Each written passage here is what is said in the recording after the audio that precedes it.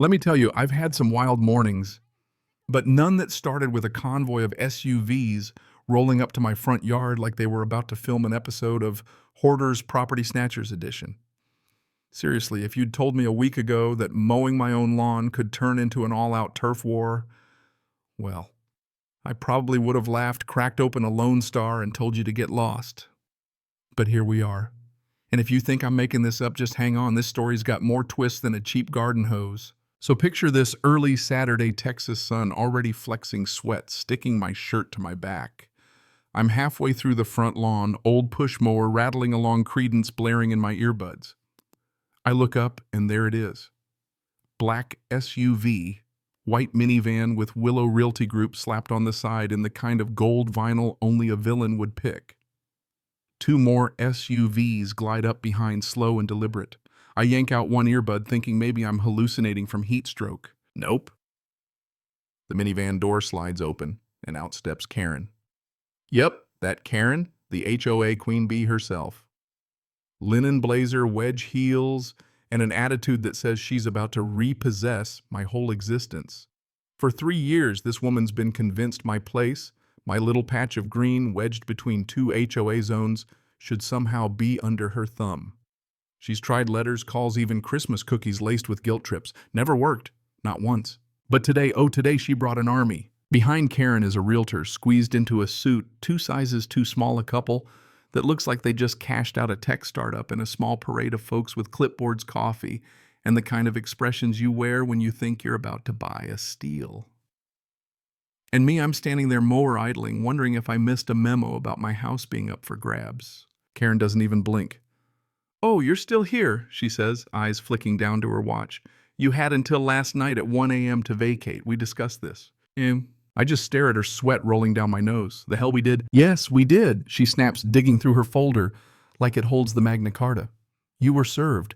This property's been designated for transition under HOA Article 17C, Communal Development Lot.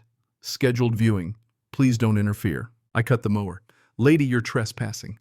Next person who steps on my grass gets a front row seat when I call the sheriff." Didn't faze her. Didn't faze the realtor either, who beams at me, says, "Mr. Bowen, I'm Clint from Willow Realty. Thank you for your cooperation during this transition phase. We've already had preliminary offers and..." Cooperation? I almost laugh. "You're thanking me for cooperating with the attempted sale of my not-for-sale house." Karen waves a paper like she's blessing the crowd. Declaration of forfeiture signed by the HOA Executive Committee. Section 9.1 lot deemed inactive, rezoned for shared amenity use. What does that even mean? The realtor jumps in smooth as oil. Future site for a meditation pavilion and walking trail. Very exciting vision. That's when I whip out my phone. Sheriff's office. "Yeah, this is Jared Bowen out on Ridge Lane. I got 6 strangers walking around my property claiming it's for sale. Send someone fast." Karen raises her voice loud enough for the neighbors. "You had your chance to vacate. 20-hour courtesy window.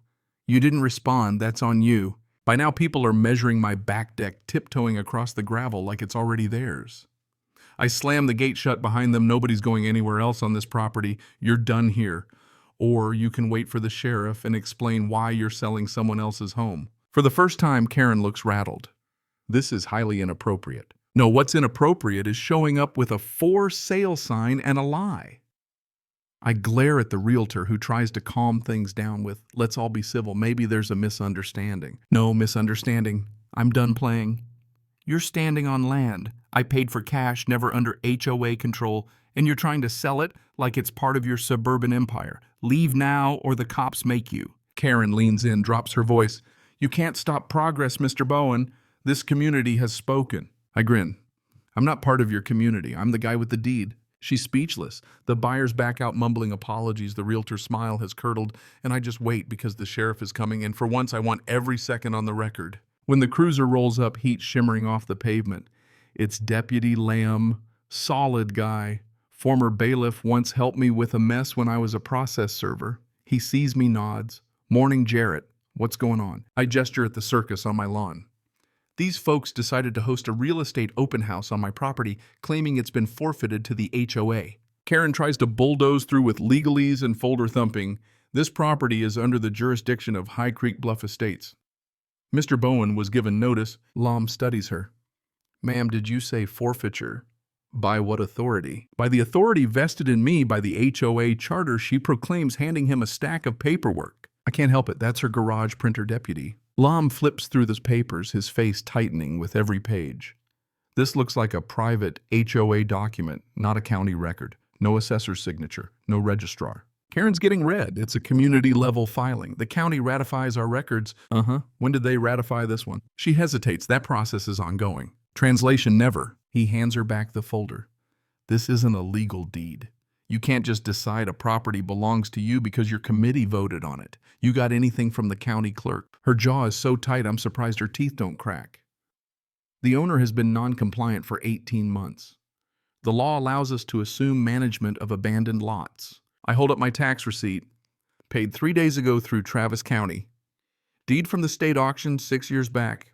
Registration renewal. Check the database. My name's on every line. Lom scans my papers. Paid, registered, occupied. That's about as far from abandonment as it gets. He turns to Karen. Ma'am, this is a private residence.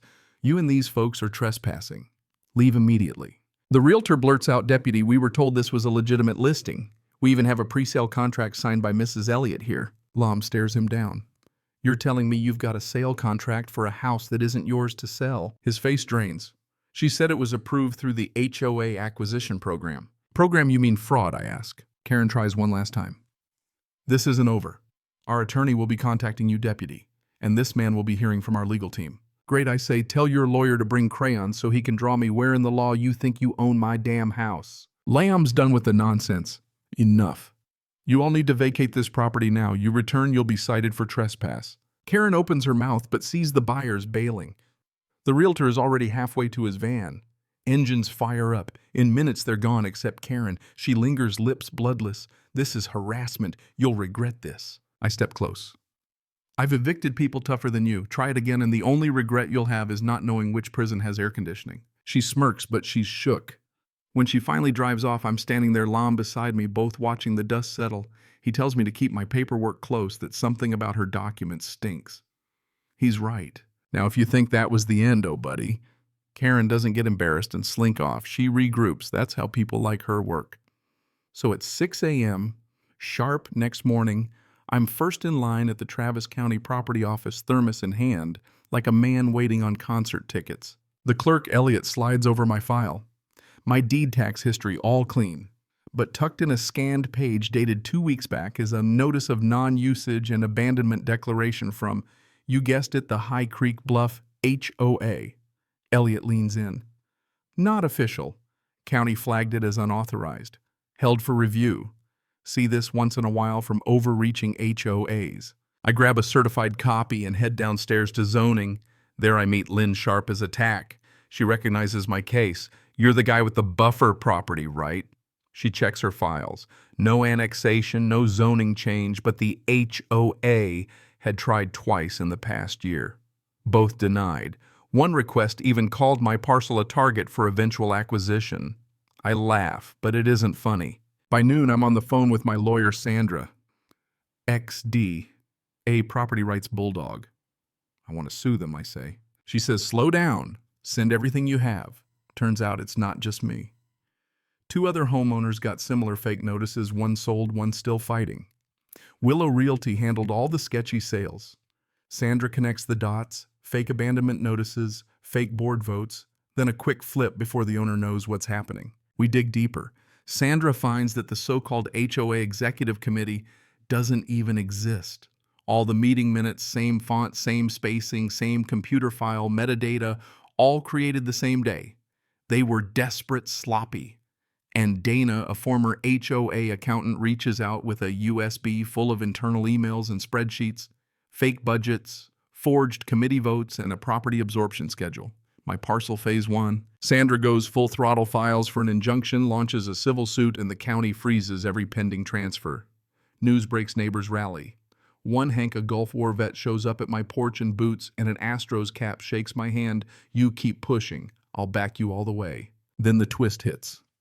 A buyer's attorney calls. Turns out the guy Karen brought was about to close on my home, completely unaware it wasn't even for sale. He's filing fraud charges against Willow Realty. The story blows up local news, national blogs, podcasts. Karen disappears. drains the HOA fund, and ghosts. But she can't run forever. The DA issues a warrant, and marshals catch her trying to cross state lines on her sister's ID. Court day comes. Karen in cuffs, no sunglasses now. The judge lays it out. My land. Never part of the HOA, all actions voided board under state watch. Karen's accounts frozen, buyers suing. Karen, 15 years, no parole. And there it was. Karma, as heavy as Texas humidity. Monday morning, a city crew rips up every illegal sign, every fake fence, every realtor banner. Karen slapped on my property. I stand on my porch, arms crossed, satisfied, in a way I can't quite explain. It's not just about grass anymore. It's about the principle that what's yours is yours, and no amount of forged paperwork or HOA power trips is going to change that. You'd think the story ends there, but I'm still mowing my lawn every Saturday. Tank top shorts, copper sign hanging on my new iron fence. This is not your HOA's backyard. Trespassers will face federal charges. People still slow down when they drive by. Some remember. Others are just nosy. Doesn't matter. You know, I always figured the scariest thing you could face as a homeowner was a busted water main or a family of raccoons in your attic. Turns out it's people with clipboards and a God complex. Funny thing, nobody ever tells you that when you're signing those closing documents. And if there's a lesson here, it's this: justice might take its sweet time, but when it shows up, it has teeth.